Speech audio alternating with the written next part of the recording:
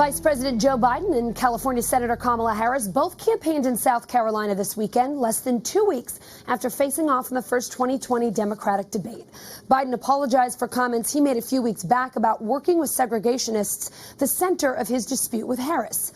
Vaughn Hillyard is on the trail with Harris today in South Carolina. Vaughn, how's she doing with black voters in the state? Exactly. About two-thirds of this electorate here in South Carolina are African-American voters. This is a place where Hillary Clinton did exceptionally well back in 2016 over Bernie Sanders. But now there's that conversation where Joe Biden is still receiving the top polling numbers here in the state of South Carolina among black voters. But Kamala Harris here is making the case, as she did 2 weeks ago there at that debate in Miami, was that you got to look at the totality of a candidate's record. And for Joe Biden, that record dates back a bit. It goes back into the 70s and 80s. And at that debate and since then, Kamala Harris has essentially taken on the former vice president for his record when he called it an asinine concept, busing. He worked against court-ordered busing requirements in communities around the country. And she said that the vice president needed to atone for those statements. And so while he apologized for, having that relationship with those segregationist senators, at the same time, she said that he also needs to account for the positions that he took at that time. And she said yesterday on the campaign trail in here in South Carolina that he is not.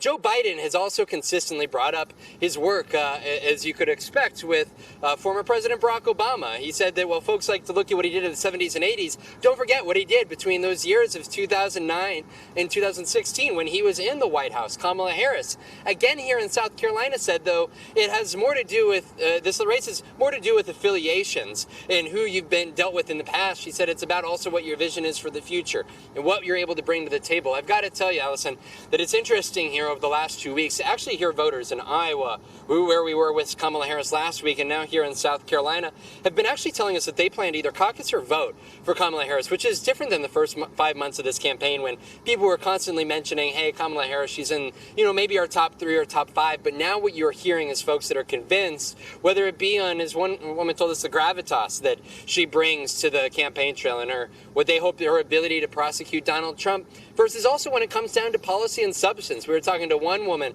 Brenda Spooty, who told us that she said that she's considers herself more of a far-left candidate. But when you look at Kamala Harris on the campaign trail, the issues that she was consistently bringing up are palatable to a broad swath. So those that are on the far left, but also those more in the middle. That's when it comes to gender pay gap, when it comes to gun reform efforts. Those are the types of issues that Kamala Harris is really drilling in and focusing on from Iowa over to Lakes here in South Carolina across the country. Allison? Yeah, Vaughn, a lot of momentum since the debates there for Senator Harris. Thanks so much for bringing that to us.